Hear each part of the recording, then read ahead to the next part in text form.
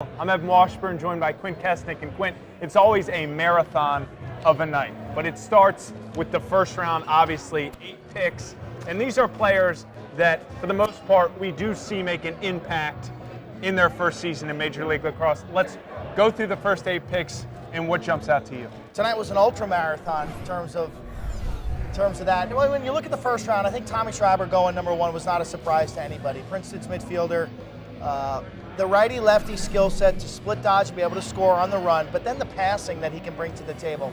I think that's what separates him in recent memory. You know, so many of these power dodging middies we've seen recently are shooters on the run. He can do a lot more than that, and I think that's what his appeal was. He makes his teammates better. I think Princeton has a really good team this year, and Schreiber will be one of the Tuarton favorites, obviously. One of the other themes of that first round, and really this entire draft, for the amount of defensemen selected. New York took 2 at 3 and 4. All right, let's go with teams you like. There's obviously the winners and losers thing. I think that's a little presumptuous as we sit here in January, not knowing exactly what's going to happen in the college season and then obviously throughout the MLL season. But 4 teams that you think had a good night based off of what we see on paper. I think Boston did a nice job strengthening their defense with Scott McWilliams and Jack Riley. They got a backup goalie potential, maybe a starter in Austin Kaut. And then Rob Emery. You know, if they can put him in a position where Rabel dodges and throws back to Emery with his feet planted, he's going to be a big-time 2-point threat. Massive velocity.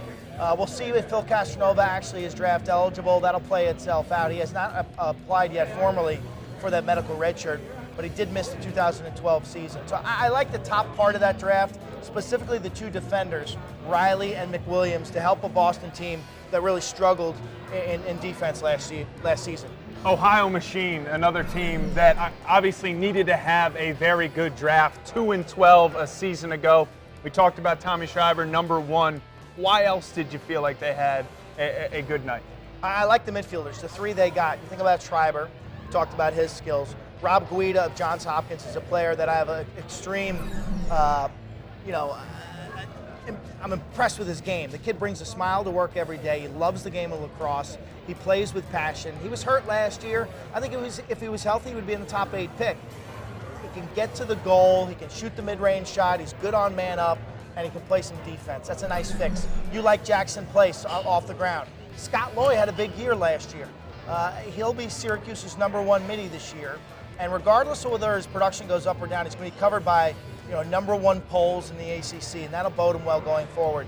You got great value with Derek Maltz. You get tremendous value with R.G. Keenan, who had a subpar season last year at 53% facing off with the new rules. We'll see if he can get in better shape and adjust his strategy. Charlotte Hounds had 11 picks tonight, and despite making the championship game a year ago, they came into this draft hungry to improve and get better. Remember, they were 7 and 7 in the regular season. Why is Charlotte? They always take the big name schools. You know, something that kind of just, when we're sitting down with Brett Schmidt and you realize how many different guys they have from the University of Maryland, and they continued that pattern here. Michael Earhart, 6'4", 210 pounds. He hoped to be a number 1 stopper. Pat Laconi, defensive midfield. They got riches there with Josh Hawkins, Drew, Casey Cittadino, and the veteran Schiller. Chanenchuk, righty midi who can shoot on the runs, got a great release. He's been covered by a pole. Now when he plays for the Hounds, he'll draw a shorty. Fowler, the best face-off man in the draft. DiNapoli, highly underrated from Towson, great athlete. Dion, the Duke inside finisher. Justin Ward, you talk about on sale. There's the value of the whole draft. Kid has zillions of assists in the last 2 years, and he goes, 23 overall. You got Lob from Duke. There's my boy Zach Lasko of Penn. Chris Hips, another athlete.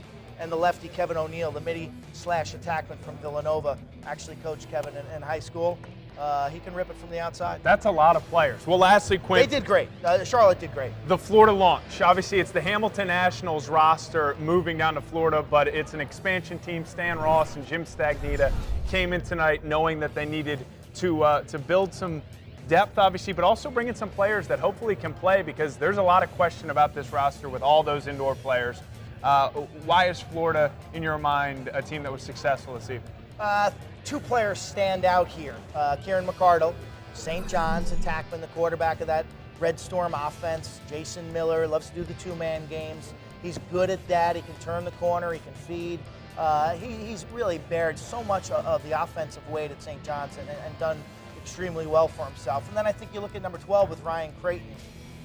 Workhorse, warhorse type midi for Joe Bresci in North Carolina. He's a defensive midfielder with some offensive punch. Remember, 2 years ago he actually ran an offensive shift. He's the perfect prototype, a guy in the ACC who plays that role.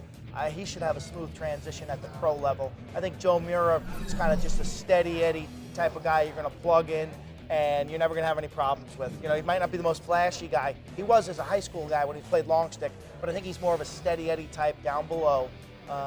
Pick up a backup goalie and for the time being in Nico Amato. So that's a nice start for Stan Ross and the Florida launch. Well, it's always an interesting night, 3+ hours of picks. No trades this year during the draft, which is always something that we can count on. But this year, teams stood pat, and obviously we shifted things later in the draft. A lot of great interviews. It should be an exciting season. Quint, it's always a pleasure to work with you, my man. Yeah, you know, just looking forward. Big storylines. Early start in April. All-Star game should be special this year. Team USA, we're going to shut it down for a week when all these MLL athletes will go out to Denver. And then the championship game in Atlanta should be excellent. Kennesaw State. Quint mentioned it. April 26th, right around the corner, week 1 of the Major League Lacrosse season. You can see a full slate of games right here on the Major League Lacrosse YouTube channel. Thanks for sticking with us all night. Have a great rest of the winter. We'll see you on April 26th.